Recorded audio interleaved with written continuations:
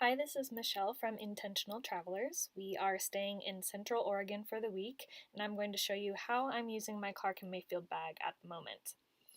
In the front purse pocket, I have a pair of sunglasses and some of my favorite erasable pens, some extra business cards, and it looks like leftover currency from our recent Asia trip. Inside the bag, I like to keep things like chapstick and Advil handy in the side bucket pocket.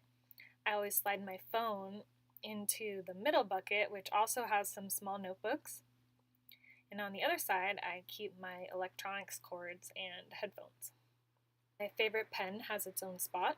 That's my portable wireless mouse and blue glasses case, some ID cards, and a backup credit card.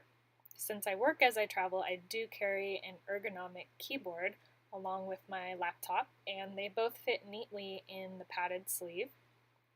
And I always take an assortment of notebooks plus my Kindle wherever I go. I have a few more hidden things in this back pocket, and I'm not even using the one behind the bag, but I do use that strap for rolling luggage handles all the time.